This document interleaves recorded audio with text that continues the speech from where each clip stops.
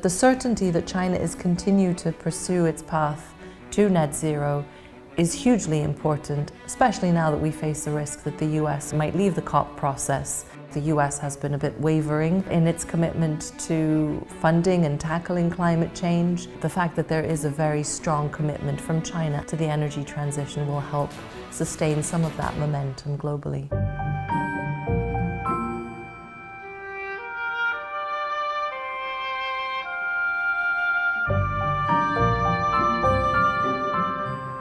The COP29 is very much discussed as the finance COP, and the one in which we will have to come up with mechanisms to ensure new areas of financing, to think about the loss and damage fund, to how to make sure that developing economies get the financing that they need. Questions on mitigation and adaptation will be key, but I don't expect massive breakthroughs and big declarations. We are just after the US presidential elections, so everything was a little bit more uncertain. But hopefully we will be pleasantly surprised. If we come in with lower expectations, then maybe the outcomes will be surprising for the best. So, according to a report by the International Energy Agency, China contributed over half to the global annual renewable capacity additions last year. So, what role do you think China playing in global efforts to reduce carbon emissions? I mean, first of all, there is the fact that China is deploying renewables at a rapid pace. That is helping reduce the share of coal in the energy mix and ultimately reduce emissions that come out of Chinese industrial processes, offset emissions in the transport sector, and that is already a massive contribution. The fact that China can extend knowledge, learning, both sell more of this equipment internationally, but also help other countries and companies learn and innovate, will help the energy transition by disseminating this knowledge. And then there is the question of sort of global momentum in international collaboration and international fora. That's where it's more about attitudes, future commitments, but the certainty that China is continue to pursue its path to net zero is hugely important, especially now that we face the risk that the US might leave the COP process.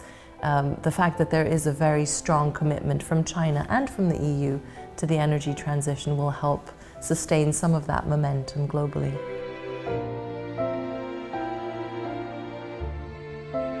I think the fact that China has so many renewable resources and that its electricity grid will gradually decarbonize will help a lot of Chinese industry decarbonize rapidly and therefore remain competitive globally, even as we see more carbon tariffs and things like the carbon border adjustment mechanism from Europe.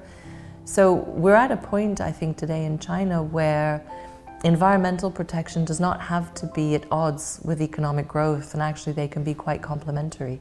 So speaking about the tariffs, the EU have increased tariffs on Chinese electrical vehicles and solar panels and etc.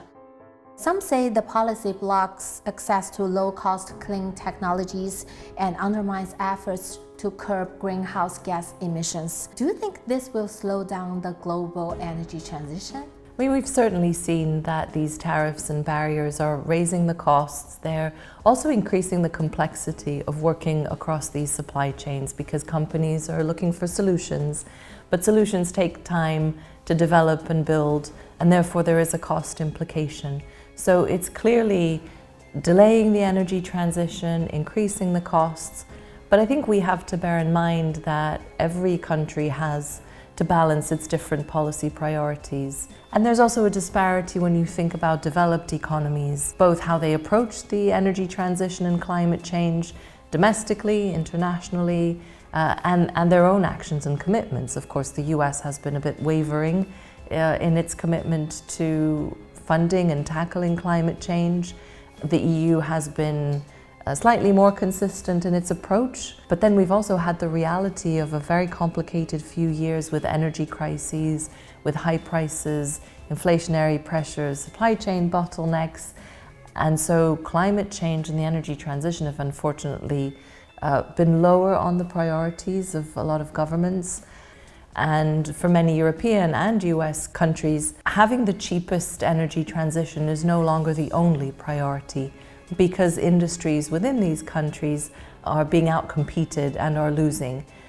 So these governments won't have the political and economic backing to pursue the energy transition if they can't somehow protect these industries. And I think the question now is how to balance these different policy priorities, the need to decarbonize quickly, but also the need to have some industrial activity and competitiveness in these home countries, and then how to engage with China while doing that. So you're talking about the balancing. So what opportunities exist for enhanced climate collaborations between China and other countries, especially the EU and the US? I think there are a number of areas in which we can cooperate, going beyond what is desperately needed, and that's information sharing and understanding. But there's also a lot of collaboration that can take place on data reporting, because we need to understand these supply chains better. We need to understand the costs, the competitive pressures, the emissions footprint that they incur. And so for that, we need standards. And here, I think there are lots of opportunities to work together with Chinese companies and China bringing a lot of, we can call it the hardware, the sort of physical infrastructure, but a lot of foreign and international companies and governments bringing maybe the software, the sort of system design, and the knowledge that they have of working in a lot of these countries that Chinese companies don't necessarily have. Okay, so you mentioned about the Trump administration re-elected. So what is your expectation for China-US cooperation on climate change? I think it is going to be harder to work on some of the operational issues that the US and China have tried to maintain, be it methane emissions, be it global financing for the energy transition. I think all of that will be much more complicated. Hopefully, however, there can be areas that maybe continue to remain in the bilateral conversation. The fact that the Trump administration could leave the COP process and will be less committed to climate doesn't mean that all of the US will be less committed. They might just have to be spearheaded by states in the US rather than the federal government, by businesses, NGOs, but that could still set at least a minimum of operational collaboration, even if on the diplomatic front, I think it will be difficult. Do you think there is a Chinese version of resolution to the climate change issues? I mean, I think China's been very clear about its contribution, which is increasing the role of renewables and helping decarbonization. I think it's been very active on biodiversity with the Kunming process that it has launched. I think China can be a bit more vocal about its diplomatic efforts, about its ideas and thoughts. There is a wide range of conversations happening in China, in Beijing, and in other cities that aren't necessarily translated into the West. But I think there could be more coming out of China because there are so many ideas domestically.